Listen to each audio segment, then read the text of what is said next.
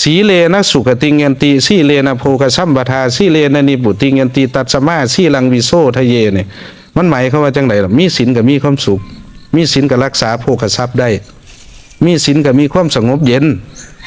เพื่อนำไปสู่มรรคผลนิพพานเนี่ยคำว่าศีลนี่หลีคือสติบัดเนี่ยเอาสมมติว่าครูบาสิจำแนกเรื่องศีลให้ฟังเด้อ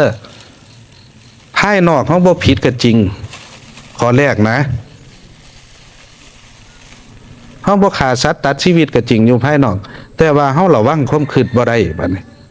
คิดเบียดเบียนผู้นั้นผู้นี้อยู่คิดสั่งผู้นั้นฮักผู้นี้อยู่บัดนี้เบียดเบียนเขาทั้งความคิดเหรอเด้บัดนี้สังเกตเบิ่งให้ดีได้บัดสุดท้ายแล้วสั่งเขาจากของก็เป็นทุกข์เฮ็ดในใจจากของเป็นทุกข์เบียดเบียนตนแล้วศีลก็บ่บริสุทธิ์เด้เพราะทำให้ใจตัวเองเป็นทุกข์ปาณาติบาตมันก็เกิดขึ้นทันทีเลยนี่มันเกิดขึ้นทั้งสี่ได้บัดนี่ข้อสองบอกภายนอกบ่รักก็จริง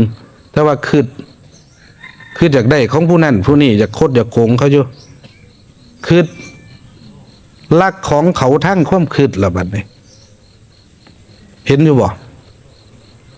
ศีลข้อสองมันก็บ่บริสุทธิ์ได้บัดนี่เพราะว่ามันระวังความคิดบ่ได้เพราะหยังมันขาดสติข้อสามในบัดนี่ข้างนอกบ่ไปหาซอนล่อนเส้นแล่นนำผัวเขาเมียเขาบ่ไปเป็นสู่กับผู้นั้นผู้นี้บ่ประพฤติผิดภายนอกแต่ว่าความคิดบัดนี่ความคิดยังอยากได้ลูกเขาเมียเขาผัวเขาอยู่ขึ้นบ้านสูงลงเฮือนต่ำอยู่คิดปรุงแต่งเสพกามทั้งความคิดกับลูกกับเมียผู้อื่นอยู่กับผัวผู้อื่นอยู่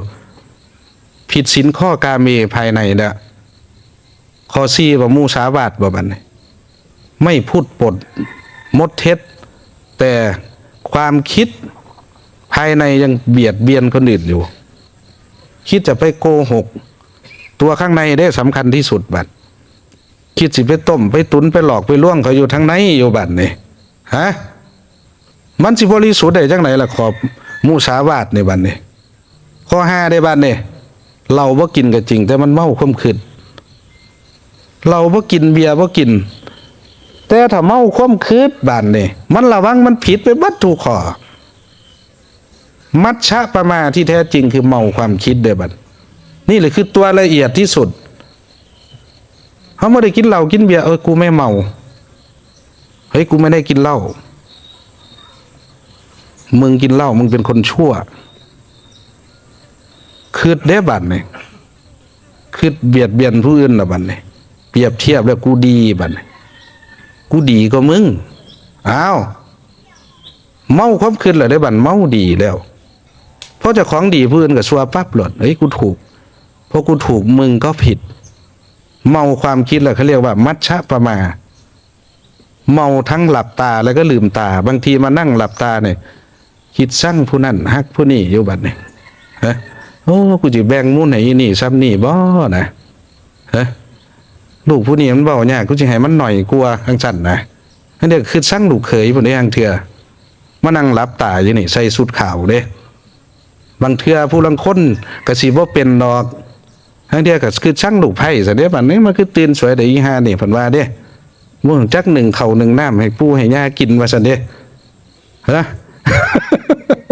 นั่นล่ะบาดนี่มันเมาความคิดแล้วบัดนี้ที่จริงแล้วถ้าเฮามีสติตัวเดียวเท่านั้นเอง